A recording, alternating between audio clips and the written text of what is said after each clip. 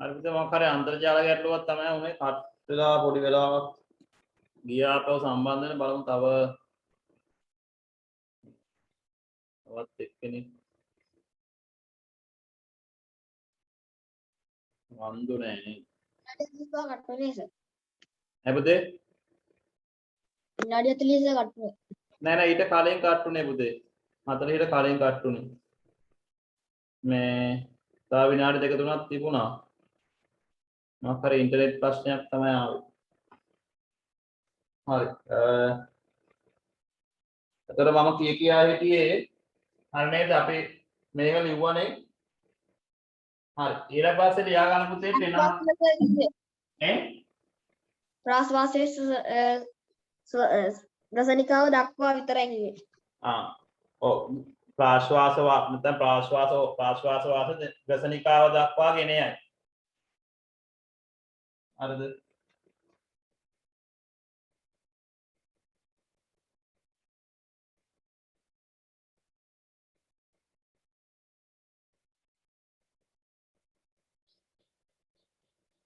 ඊළඟ මාතෘකාවක් විදිහට ලියා ගන්න පුතේ පෙනහලු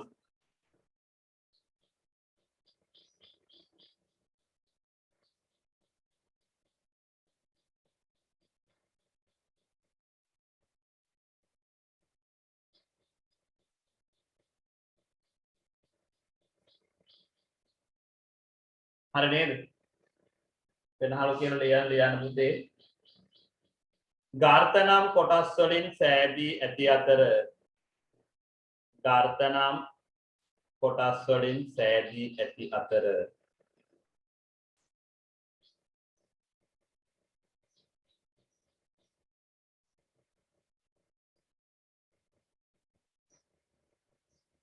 ගාර්ථ නම් කොටස් වලින් සෑදී ඇති අතර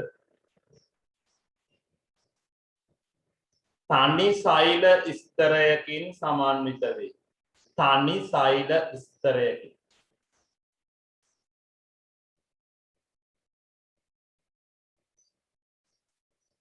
තනි සෛල ස්තරයකින් සමන්විත වේ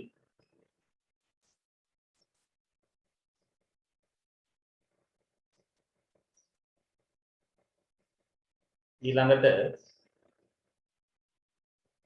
ආශ්වාස ඊළඟට උඩින් ලියන්න පුතේ ආශ්වාස වාතයේ ඇති ඔක්සිජන් ආශ්වාස වාතයේ ඇති ඔක්සිජන්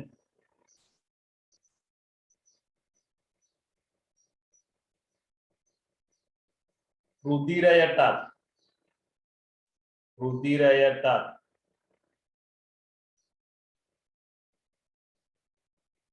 ආශ්වාස වාතයේ ඇති ඔක්සිජන් රුධිරයටත් රුධිරයේහි ඇති කාබන් ඩයොක්සයිඩ්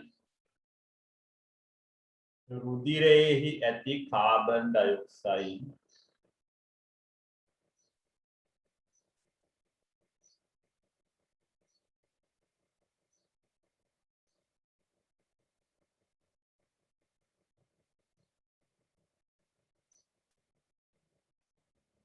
රුධිරයේහි ඇති කාබන් ඩයොක්සයිඩ් ප්‍රාශ්වාස වාතයටත් ලබා දී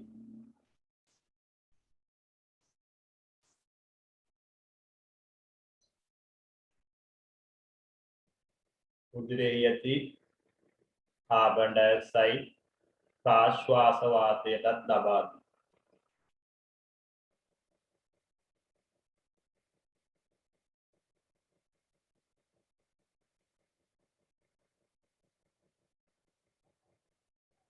හරිද පුතේ අපි බලමු උත්සාහ කරලා ඔක සම්බන්ධයෙන් වීඩියෝ එකක් බලමු කොහොමද වෙන්නේ කියන එක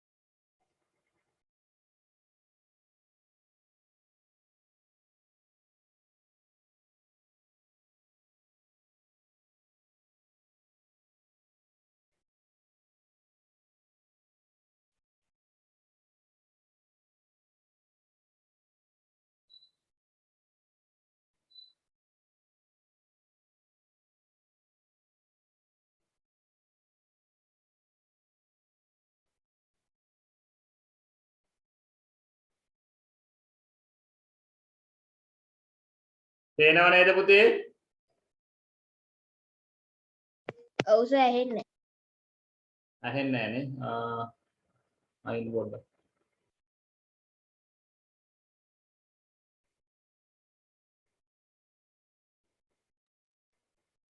Taken free oxygen Harida. from air but not the dissolved Harida. oxygen in water. And why is that? We take in air or inhale through nose or mouth. Breathing through nose is better as mucus and hairs in the nasal cavity can filter out lots of dirt from the air. Then the air enters trachea or windpipe through pharynx or throat. This pharynx has one more opening which leads to food pipe. Whenever air enters it, stomach sends it back as burp. Now, air passes through the windpipe, then the two bronchi, which forms many narrower branches called bronchioles. Small air sacs or alveoli receive the air and oxygen from air diffuses into blood through thin wall of blood capillaries during the diffusion process. Blood cannot exchange gases absorbed in water in this arrangement. Hence, we can't breathe in water. How do we breathe the air out?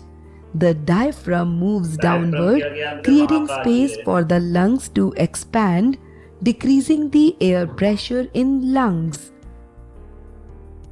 When diaphragm moves up, putting pressure on the lungs, then the air from the lungs moves out of the body or gets exhaled. Taking the reversed path, that is bronchiole, bronchi, windpipe, pharynx, then nose or mouth. We do this process, that is inhaling and exhaling 12 to 20 times per minute.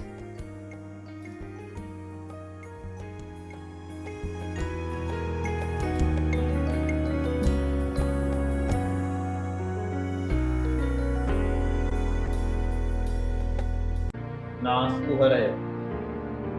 ඒ කොටස් ටික පුතේ. ඒ තමයි මේ ගසනිකාව. ඊට පල්ලෙහා ස්වරාලය විදිහේ නේද? ඊට පල්ලෙහා තියෙන ශ්වාසනාලය. ඉන්පයි අනුශාසනානිකා බොන්පයි කියන්නේ. lungs කියන පෙනහල් ඩයෆ්‍රම් කියලා කියන්නේ මහා ප්‍රාචීර.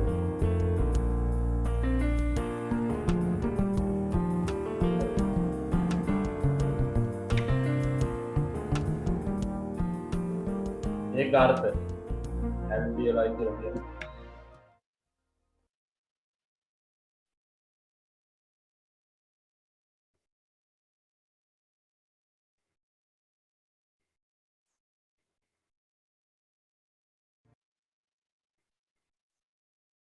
එච්චර මහදී නේ.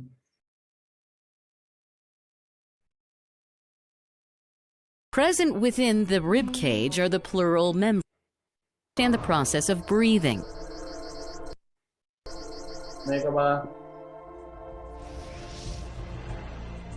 In humans, the main organs responsible for respiration are present in the thoracic cavity. In the thorax region, the rib cage and a dome-shaped fibrous tissue, known as the diaphragm, are observed. Present within the rib cage are the pleural membranes, which enclose the lungs.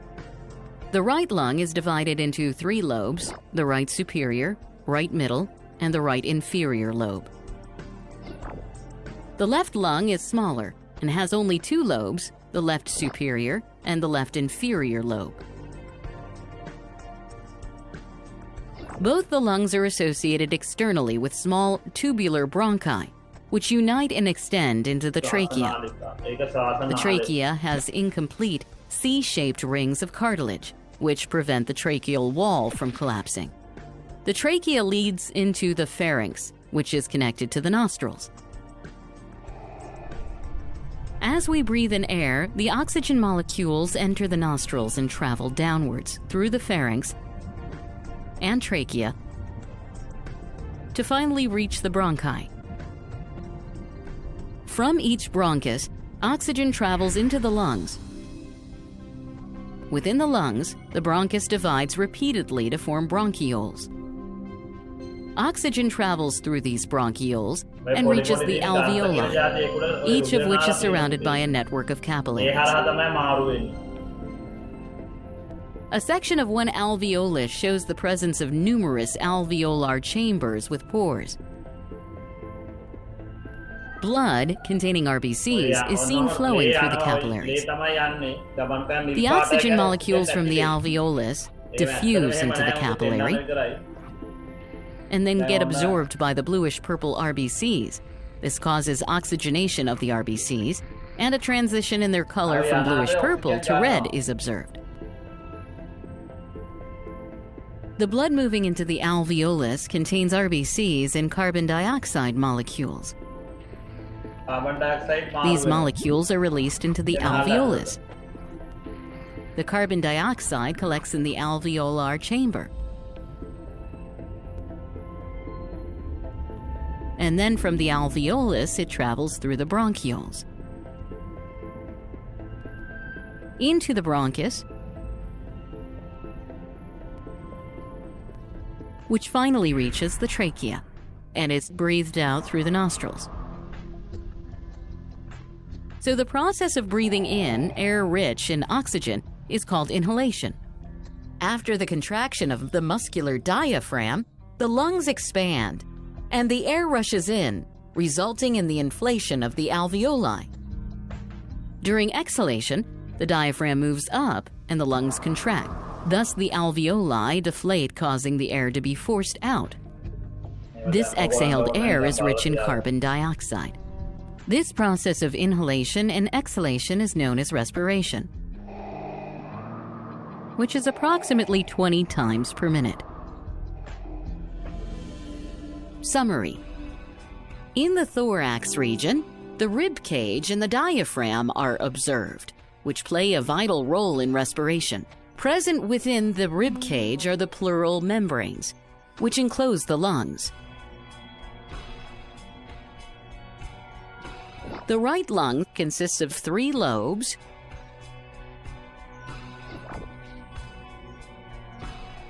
while the left lung has only 2 lobes.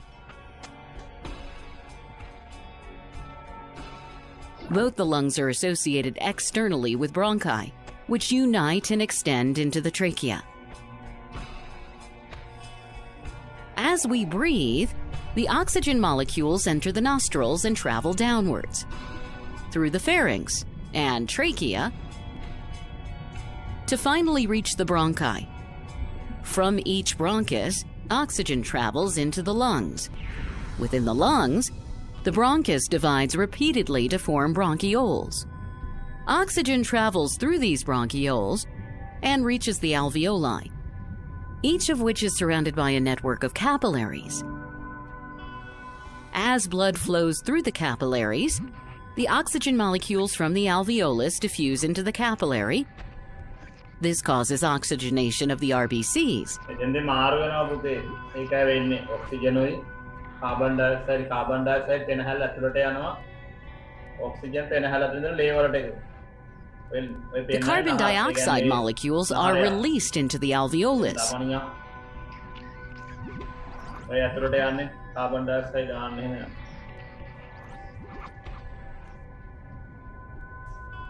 They are collected in the alveolar chamber, and then from the alveolus, it travels through the bronchioles.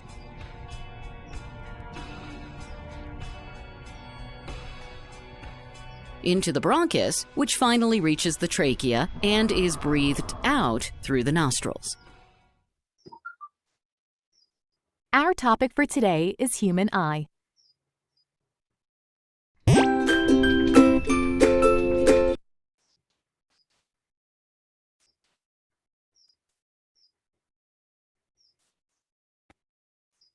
හරි නේද බලාගත්තනේ අදහසක් තියෙනවනේ එතකොට ওই දේවල් ටික තමයි පුතේ අපිට කතා කරන්න තියෙන්නේ මේ ශ්වසන පද්ධතිය සම්බන්ධයෙන් එතකොට අර මම කිව්ව ඔයගොල්ලන්ට පුළුවන් නම් හදන්න කියලා සමහරට ඉතින් මම අද කලින් පාඩම් පටන් ගන්න කාටවත් හදන්න වෙන්නේ නැතුව මේ අනික් කාරණේ මතක තියාගන්න මේ ඉරිදා පන්ති තියෙනවා පුතේ හොඳ දැන් හෙටනේ හෙට කියන්නේ සතුරාදානේ අනිද්දා පන්තිය තියෙනවා හොඳ මේ මට ඉස්සරහ දවසක් කරන්න බැරි වුණොත් කියලා මේකකින් තමයි මම අද පන්තියක් දැම්මේ මේ එතකොට දැන් ඕකේ තියෙනවා පුතේ මෙන්න මෙහෙම ඇටවුමක් අපිට හදන්න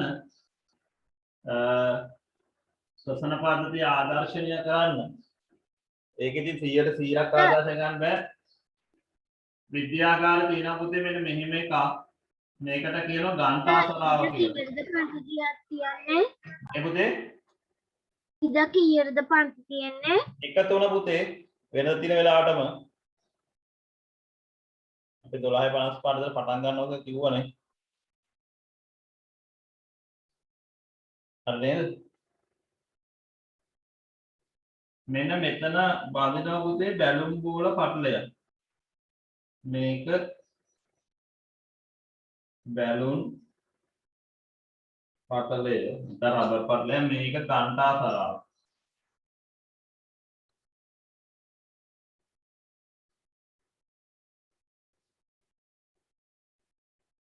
මෙන්න මෙතනින් අපි මේකට අපි මේ කිරලැබයක් ගහනවා කියලා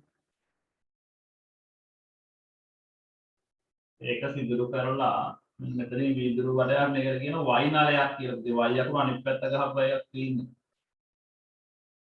මෙතෙන්ට හයි කරලා තියෙන බැලුන් දෙකක්.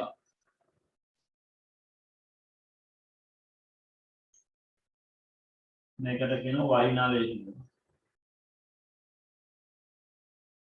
හරිද? දැන් මේ රබර් පටලේ පල්ලෙහාට අදිනකොට පුතේ මේ බැලුන් බෝල දෙක පින් වෙනවා. මෙහෙම දා.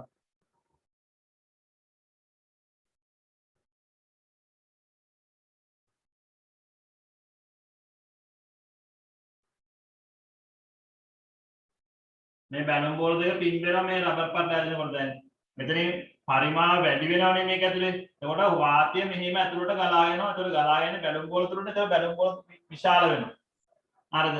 එතකොට ආයෙ ඇතෑරිය ගමන් බැලුම් බෝල මේ තියුණු තත්ත්වයටපත් වෙනවා. එතකොට මේ බැලුම් බෝල ක්‍රියා කරන්නේ අතරම පෙනහළු වගේ. පෙනහළු විදිහට තමයි බැලුම් බෝල ක්‍රියාත්මක වෙන්නේ.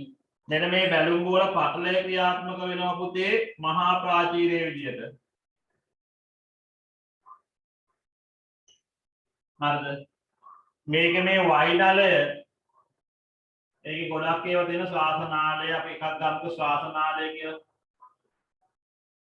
ශ්වාසනාලය ඒක ඒ විදිහට ක්‍රියාත්මක වෙනවා. ඒකට ඔක්කොම ආදර්ශනය ගන්න බෑ. පාර්ශ්ව ඕනනම් මේ ගණ්ඨාසලාව කියලා දාන්න පුළුවන්. මේක මෙහෙම ඇද්ද ගමන් මේ බැලුම් බෝල තියෙන ලෝක තමයි සිද්ධ වෙන්නේ මොකටද? අපේ ශ්වසන ක්‍රියාවලදී යාන්ත්‍රමට ආදර්ශනය කරලා පෙන්වන්න පුළුවන් මේක සමහරලාට අහනවා පුතේ විභාගෙදී. මෙන්න මේ ටික ලියා ගන්නකො පුතේ. ශ්වසන පද්ධතිය ආදර්ශනය කිරීම.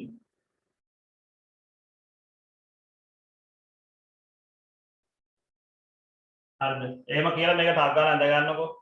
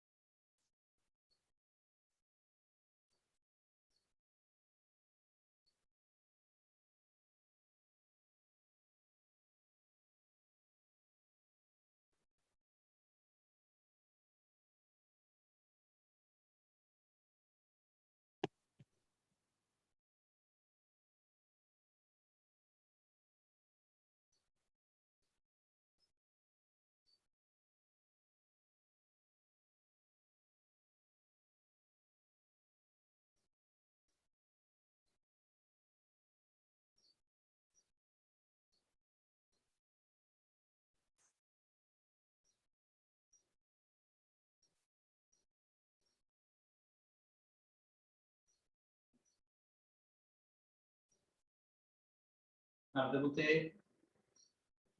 නෑ සර්.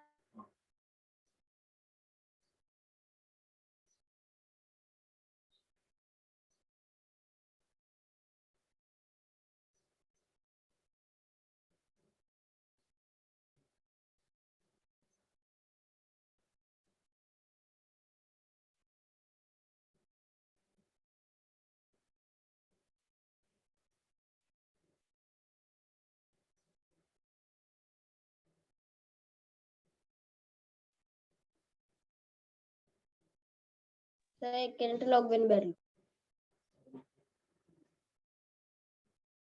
දැක්කේ නෑ.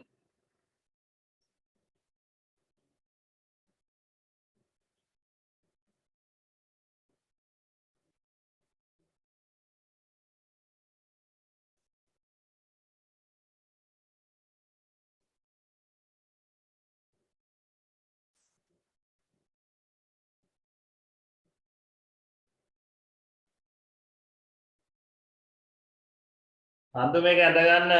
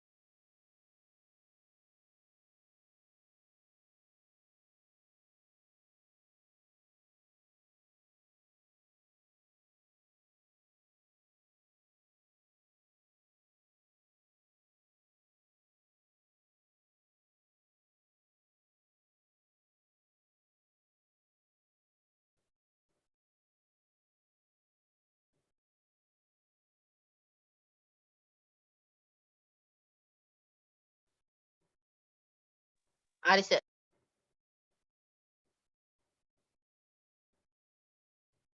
අර නේද හැමෝම? ඔව්.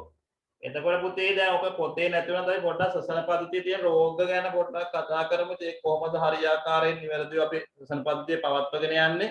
ඒ ගැන පොඩ්ඩක් හරි කතා කරන්න ඕනේ. දැන් සසන පද්ධතියේ රෝග ගත්තොත් ඔයගොල්ලෝ දන්නවා ජනප්‍රියම ලෙඩේ මොකද්ද සසන පද්ධතිය සම්බන්ධයෙන්? ඔයගොල්ලෝ හැමෝටම අපි හැමෝටම හැදලා දෙන ලෙඩක් මොකද්ද?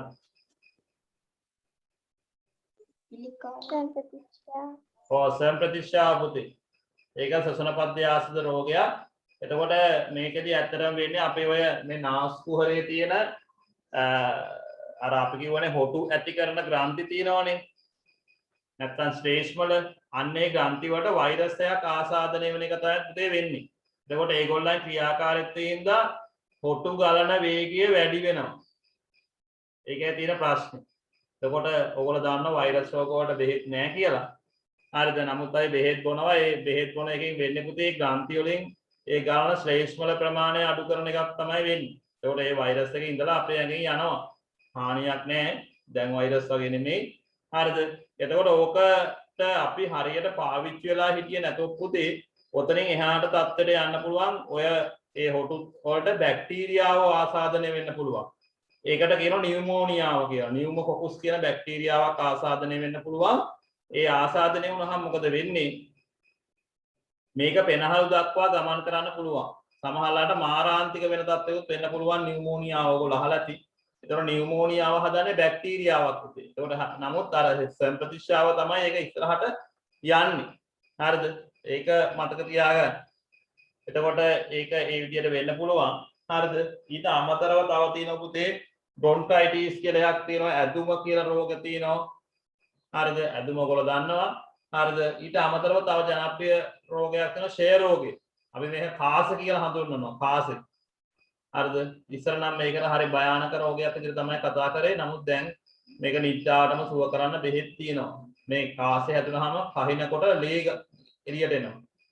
මේ පෙනහළු වලින් කෑලි කැඩලා තමයි බැක්ටීරියාව හින්දා එළියට එන්නේ. එතකොට ওই වගේ දේවල් දෙන ඊට අමතරව දුම්පානය තමයි භයානකම තත්ත්වයක් ඇති කරන්න පෙනහළු වලට. ඒකේ පෙනහළු පිළිකා ඇති වෙන්න පුළුවන්. දැන් ඔය දුම් බොනකොට ඔය සිගරට් වල දෙන නිකොටින් කියලා જાතියක්.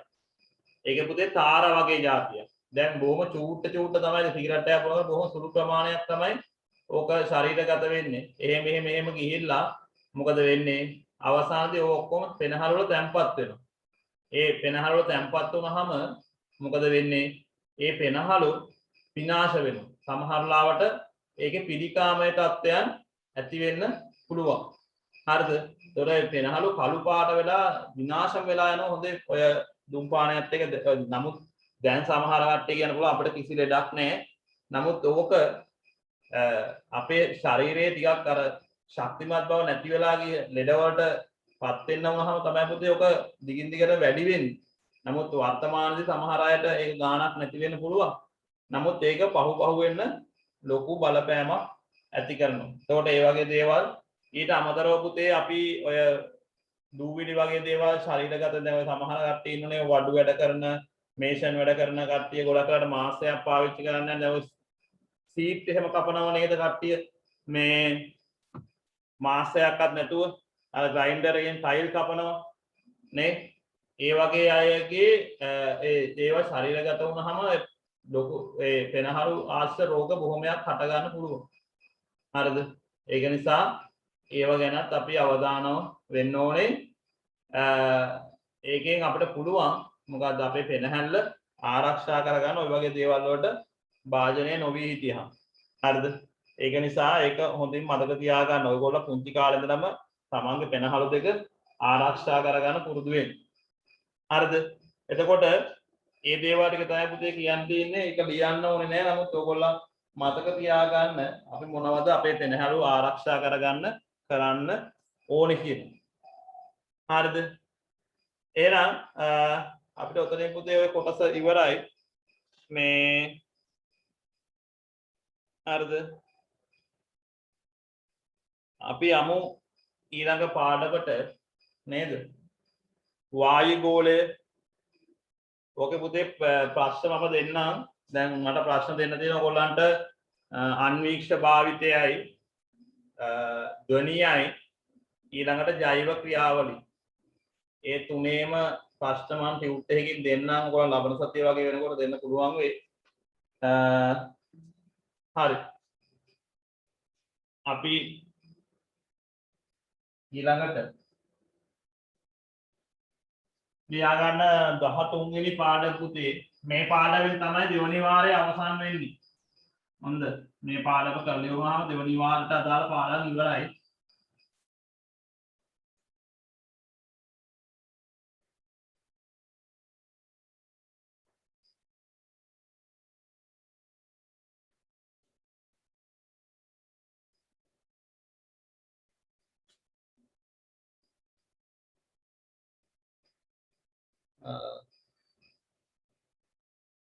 මම තා පොඩි වීඩියෝ එකක් පෙන්නන්නම්.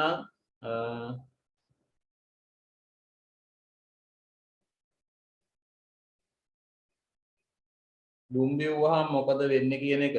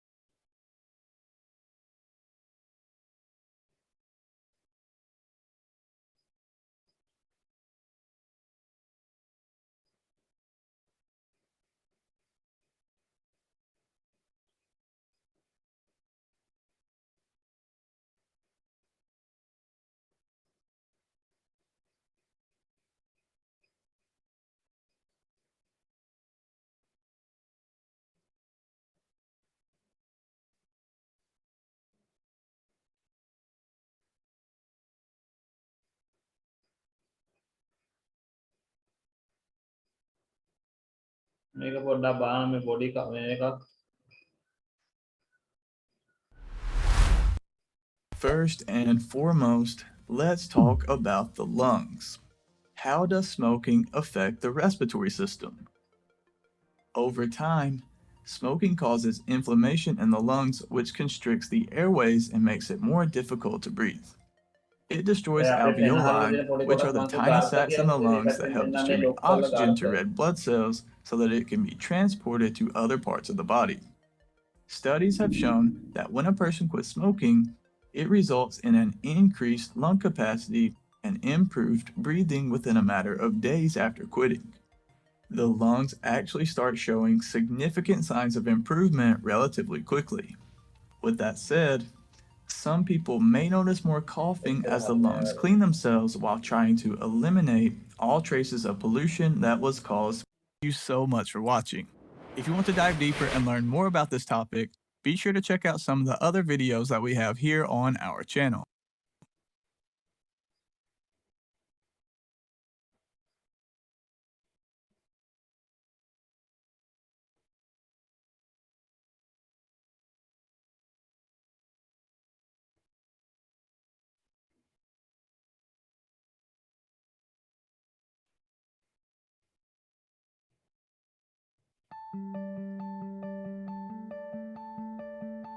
Since November is Lung Cancer Awareness Month, here at Huntsman Cancer Institute, we are going to demonstrate how tobacco use is directly related to lung cancer. The main noticeable differences that you can see is probably the color. So the color is deep, almost like it's a tar or charcoal or even a tobacco smoke color that is infiltrated into those lungs, the lung cells. You'll also notice that there are, almost the texture of the lung is very different as well. So there are hard parts in the black lung, which fill and are similar to what a cancerous tumor would be, where those cells have actually accumulated and formed a mass specifically in that lung. The other noticeable differences is that you can see that when you blow up the healthy lung, it expands to full capacity and the lung stays there until it is released. And so every aspect of the lung is completely working in unison together. On the lung that has been diseased, you can see that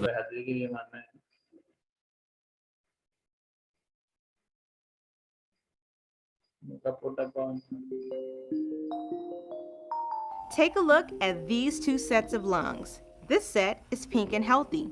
They represent the lungs of a healthy person. But this set doesn't look so great. They represent the lungs of someone who has smoked a pack of cigarettes, that's 20 cigarettes, every day for 20 years. Let's take a closer look at what's happening in the healthy lungs. They're being inflated with air, just like when we breathe. As they fill up with air, both lungs expand like they should and push oxygen into your bloodstream. We need oxygen for our body to work. When we breathe, air passes through our nose or mouth into our trachea or windpipe. In the trachea, air passes cilia. Those are tiny hairs that keep dirt and mucus out of the lungs. From the trachea, air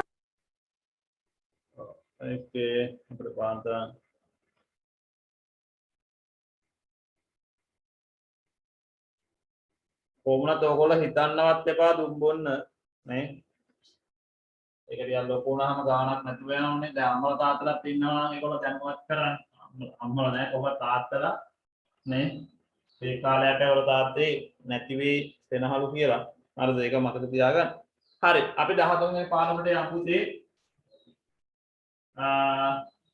වායු ගෝලය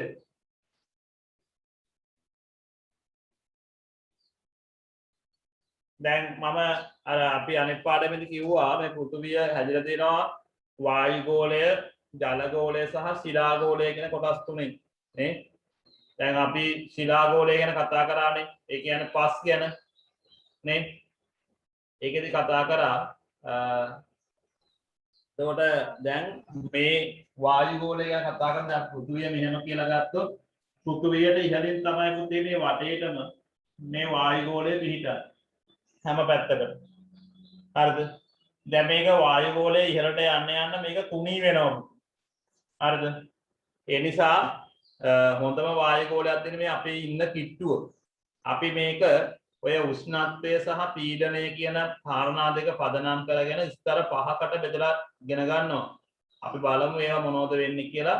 එතකොට මේ වායු ගෝලය ගැන කතා කරද්දී ප්‍රධාන වශයෙන් කතා කරන්නේ උෂ්ණත්වය සහ පීඩනය. එතකොට වායු ගෝලයේ ඉහළට යන්න පීඩනය අඩු වෙනවා පුතේ. පහළ දැන් අපිට තමයි වැඩිම පීඩනයක් තියෙන්නේ. පොළේ පීඩනයක් තියෙන්නේ මුහුදු මට්ටමේදී කියලා කියනවා. හරිද?